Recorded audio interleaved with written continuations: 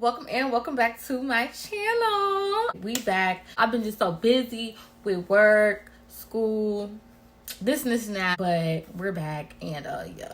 We're just gonna jump into the story, okay? We ain't gonna waste no time, we're just gonna get right into it. As y'all can see, keep this in mind. I'm black, African American, black. That's an important part to the story. As y'all can see by the title, I'm about to be telling y'all the time that I went to the most racist town ever. And this was actually recent, like literally like a week or two ago. Like this was recent. My job was to go to an elderly person's home, basically sit with her for, throughout the night, do her night routine with her. This town I've never been to before, and I also had to take like this country back road to it because I don't drive on the expressway. I don't know how to drive on the expressway. I don't plan on driving on the expressway. I don't want to drive on the expressway because it's too fast for me. So I take the country road and whatnot. Now, I obviously didn't tell my parents that I was going to this town. For one, because I'm grown, and for two, I do what I want, and for three, but I didn't tell them because I'm grown, and I was gonna tell them when I got back, like, hey, I went here, whatever, just so they wouldn't worry, because I know if I had told them I was going to that town, they were gonna worry, just because it's so far from where I live. I just went. So I just got on the road and I just went. Okay, if you never drove on them country roads before, it's kind of like you're going one direction and then the other cars are going the other direction. So it's like a no passing lane type of road. Like there's one way you can go, this way or that way, or you can turn in cornfields. Obviously, for a while, driving on that road, you might be behind a car for a long time. Or a car might be behind you for a long time because, like I said, y'all all going one way. It's not many ways you can go. As I was driving, I drive with my music really, really loud. I drive to the fullest capacity that my music can go. Which is a bad habit of mine. I gotta start turning my music down when I'm in a car so I can hear. That's what my dad always says, but I like to drive with my music loud, whatever. I was driving, my music loud, and I'm getting into it on my way to this person's house. And I noticed there's a red truck behind me. And the truck was behind me for a good minute. And I couldn't see who was in the truck because the windows were kind of dark.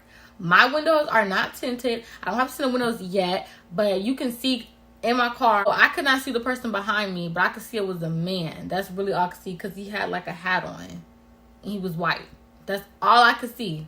But I couldn't see no facial features or nothing for real. Especially because I wasn't wearing my glasses. And I'm blind without my glasses. So I'm just driving, not thinking nothing of it. And then they're behind me for this was a kind of long drive. And I'm okay, usually people are behind me for a long time. But eventually they turn or something. But this truck was behind me for a while, so I felt like they were following me. I always feel like people are following me, but I really felt like this truck was following me. So what I did to test that out was, how they have school buses, and the school buses have stop signs, and you have to stop at those stop signs. And then also, mind you, like I said, we were in a no passing lane because the car could have been coming this way while we're going this way. And also, kids were getting off of that bus. Now, I did something illegal, and I went around the bus. And y'all know what the truck did? Went around the bus. So that's when I started to panic. Because I'm definitely being followed at this point. Because anybody knows that you're not supposed to go around those school buses. Especially because a kid was actually getting off that bus. Which is why I was a little panicky. Ooh, I really shouldn't have done that. But I was really scared. And I was just I wasn't getting out the car, because when people make a mistake is they get out the car and they be like, hey, what's your problem? No, I'm not getting out the car. You're not about to snatch me up. You're not about to do nothing to me. I am 4'10", 100 pounds. You're not about to do nothing to me. I can't do nothing with you if you decide you want to, you feel me? I could put up a good little fight, but it's not going to get me nowhere. So I'm not about to fight no grown man. It just wasn't giving fighting a grown. It wasn't giving fight a grown white man. When he went around with me, I literally turned music all the way down, and I was wondering should I call the police, or what can they really do for me if we're driving and I'm not stopping?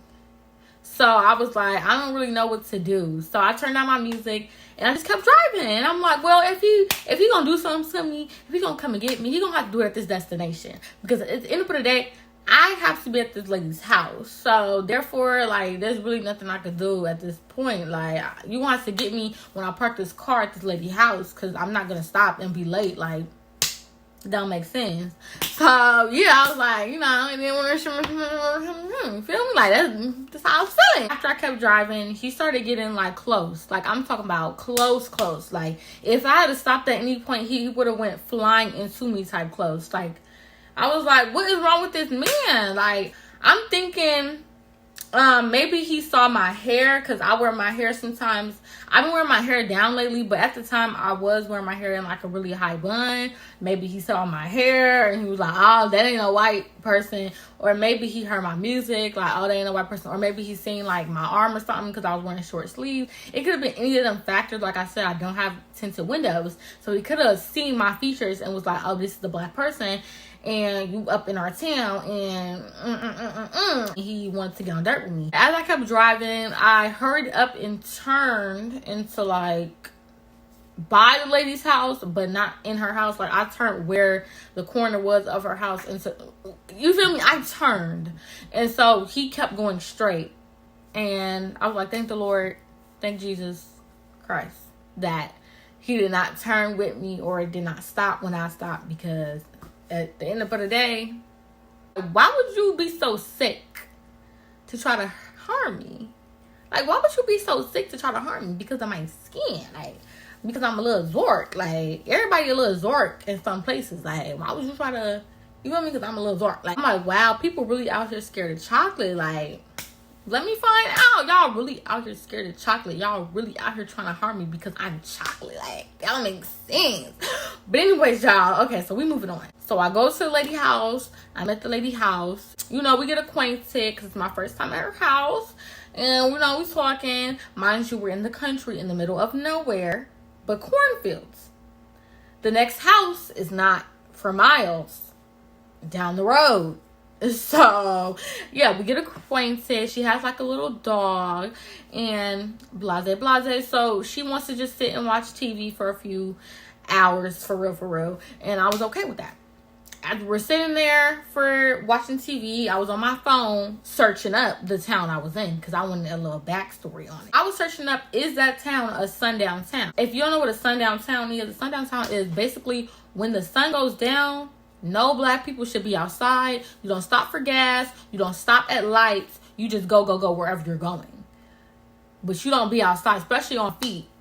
That's a sundown town because white people will hang you, will lynch you, will try to beat you up, will try to kill you, anything. So you do not be outside in a sundown town if you're black. So I was searching up, is that a sundown town?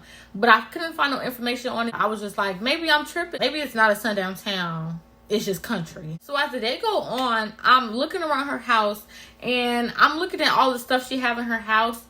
I keep seeing this like this doll, but I wasn't paying no attention. Like, I really was not paying no type of attention. But then she kept telling me to go to the kitchen and like make her stuff to eat.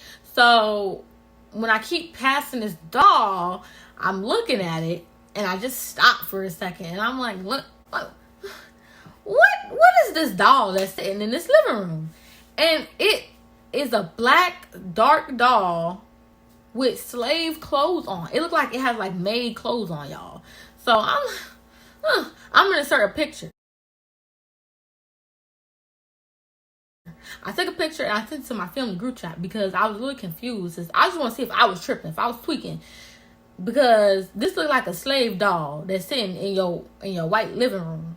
You feel me? Like, why you got a black doll just sitting in your white living room with the maid clothes on? So it started to give me like, you know, Get Out vibes. You know, y'all seen the movie Get Out? Yeah, it was giving me Get Out vibes. So I was like, maybe it's time for me to hit the road. You feel me? But I still had the whole night. I think I was supposed to be there till 11 o'clock that night, and I got there like 4 o'clock. So yeah, so like I said, she had a little dog. So I was like, do you want me to like take out the dog real quick? Because I didn't want to do it when it was starting to get dark, because it was already, you know, starting to, the sun was going down. And I was like, yeah, no, I don't want to be outside. She's like, no, we're gonna wait a bit. What you mean we're gonna wait a bit? It's getting dark outside. Who finna be outside? And it's getting dark outside. In this scary country cornfield having town.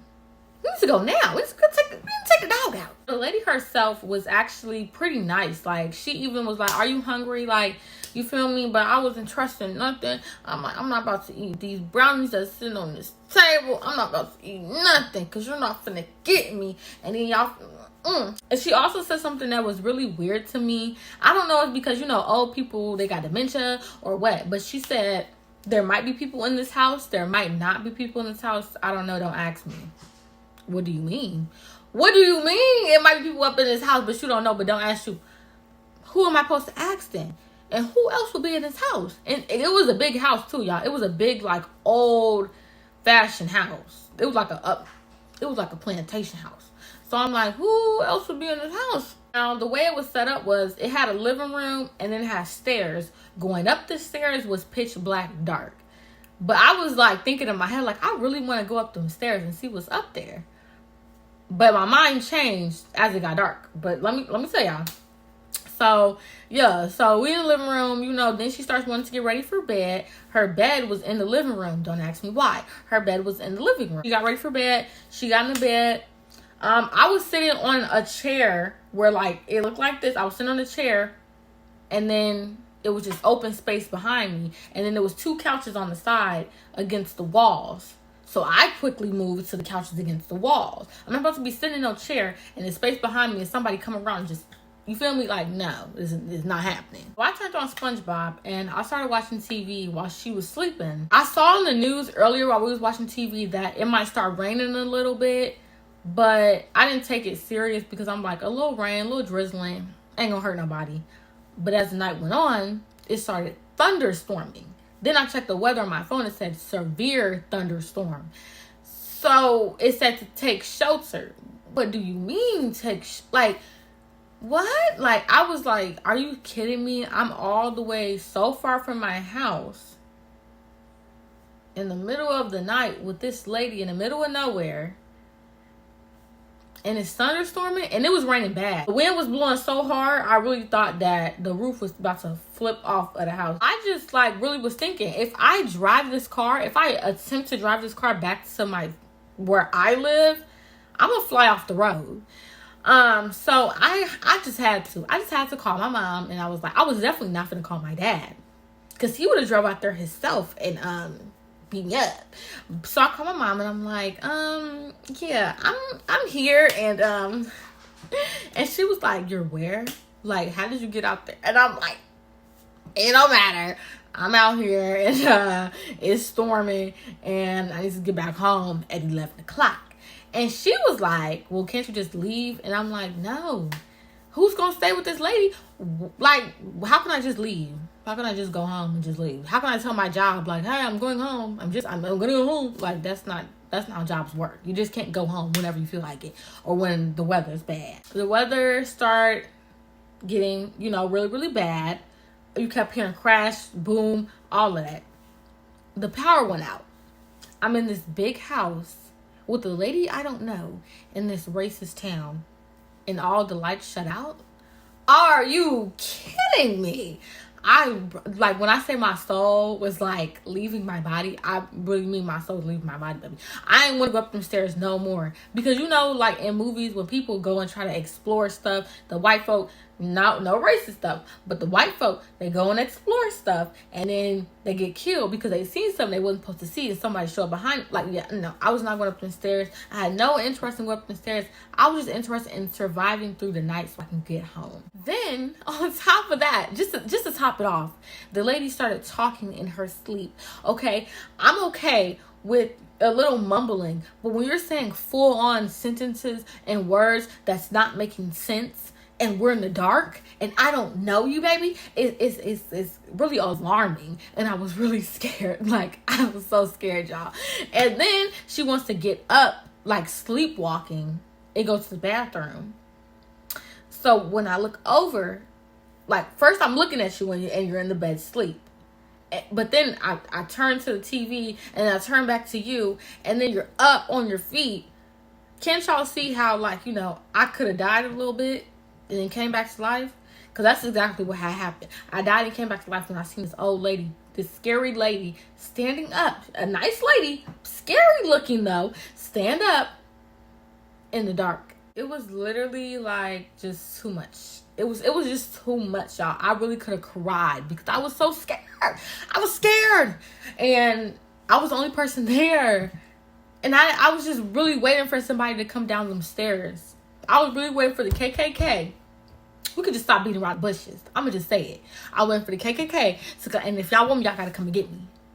Y'all got to come get me. If y'all want me, if the KKK see this, if y'all want me, y'all got to come and get me. But don't come get me because I don't really want to smoke. I don't really want no problems with y'all. Whatever. But yeah, I was really waiting for them to come down the stairs and like really just snatch me up and just start lynching me. Like, I don't know. Like, just start beating on me. I don't know, y'all. But I was scared. I was scared. I was really waiting for 11 o'clock.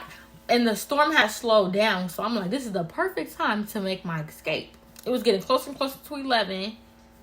Ready to get up out of here. Then the lady's daughter had came back home. And it felt like weight was just lifted off my shoulders. Because I ran up out the house. And I didn't even care that my car was far away from the house. And I had to walk in the dark.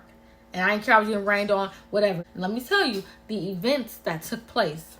Almost got ran off the road by probably a KKK member. The doll. Somebody's supposedly in this house, but she don't know. She's talking to herself in the dark. The power then went out. She then scared me by getting up out the bed, walking to the bathroom, not saying a word. A lot of stuff took place, and I'm just glad I'm alive. Okay, I'm just glad I'm here today to tell the story because it could have went a different way. You feel me?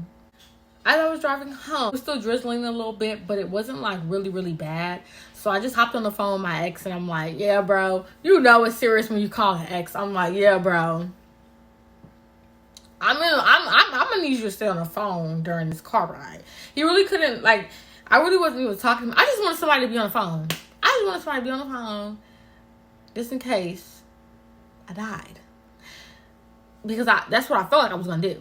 Thank God he answered. Thank God he was already out that night doing whatever he was doing because he really like came in the clutch like my guardian angel because I was scared for my life. But yeah, that's what had happened. And then I had told my dad what had happened. He was basically like, yeah, black people don't go out there. Like, black people know not to go out there because they're racist out there. They literally have KKK groups out there. And one time he went out there to that town because he had to like work out there or whatever, and he got circled by a whole bunch of white people, and they told him that they wanted him to leave and not work there, and they didn't want his service. I didn't know all of this until after I went out there, and I'm never going back out there again. And I just don't want no problem. I want no smoke with y'all. I mean, if it's one of y'all and y'all want to send one of y'all shorties, then we can get into it. But none of y'all, you feel me, gonna try to gang up on me and all of this. So yeah, y'all, that's the story of the time I went to the most racist town ever. I know I always say this, but I mean it. I'm gonna start trying to post more, y'all, more video story times, all that. Y'all let me know what y'all want. I just want to like, for a second, I just want to like thank all y'all who be like DMing me and texting me like, oh my god, I be watching your YouTube channel, da da da da. I really appreciate it, y'all. Like, for real, it really like makes my day. I swear on my life, it makes my day. We almost at 2,000 subscribers. Like, let's get there. What are we waiting on? Let's get there. Thank you guys for watching. Make sure you like, comment, subscribe, share, and subscribe so you can see more of me. Because I mean, who don't want to see more of me? Like, what? Who don't want to see more of me? And then also y'all can see more of me if y'all follow my Instagram. My Instagram is Mariah Too Short, MARYAHTOOSHORT. It is not fake. This is literally me saying that that's my Instagram. I just don't have like a lot of followers because I always have to make new Instagrams. But yes, that is my real Instagram. I know everybody be asking if it's a fake account. No, it is really me. That is really my Instagram. Yes. So make sure I go and follow so it can look like a real Instagram. And yeah, subscribe. Give me to that 2K subscribers. Thank you guys for watching.